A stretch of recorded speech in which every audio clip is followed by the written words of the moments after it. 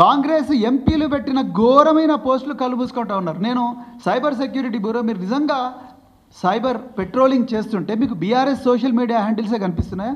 ఇలా రేవంత్ రెడ్డి సైన్యం చూడండి ఎంత ఘోరంగా కేటీఆర్ గారి మీద ఘోరంగా మీమ్స్ తయారు చేసి, అదేవిధంగా కేసీఆర్ గారి మీద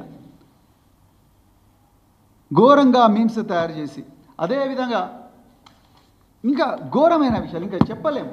కేటీఆర్ గారి మీద తెలంగాణ కాంగ్రెస్ ఆటో రాముడు అని చెప్పి ఒకటి, అదేవిధంగా రేవంత్ సైన్యం, అదేవిధంగా కిరణ్ కుమార్ చామల్ అయిన ఎంపీ ఎంత ఘోరమైన కామెంట్స్ చేస్తున్నారు చూడండి.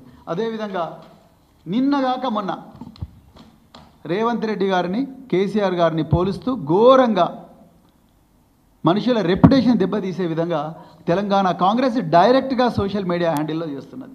అదేవిధంగా ఈ గౌతమ్ ఇది ఒక సోషల్ మీడియా యాక్టివిస్ట్, రైతుల బాధలన్నీ, రైతుల కష్టాలు కన్నీళ్ళన్నీ కూడా ప్రజలకు చెప్పే ప్రయత్నం రాజ్యాంగబద్ధంగా ఆర్టికల్ 19 ఇచ్చిన హక్కులతోని ఈయన చెప్తా ఉన్నాడు.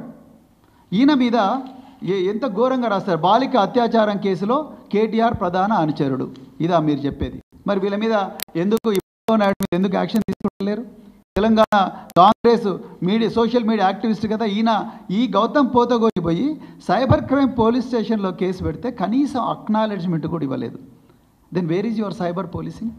అదేవిధంగా మన్నే క్రిషాంక్, ఈయన మీద ఎన్నో అక్రమ కేసులు పెట్టిండ్రు.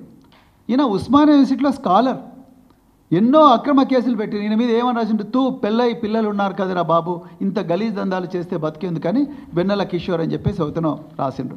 ఈయన కంప్లైంట్ చేస్తే దాని మీద కూడా కేసులు లేదు.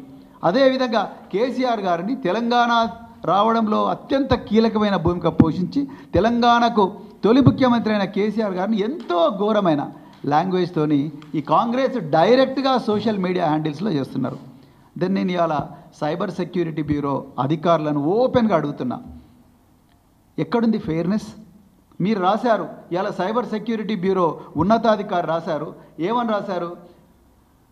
Hour machine is to create a secure digital environment through transparent, unbiased and efficient practices supported by cutting edge technology అన్నారు.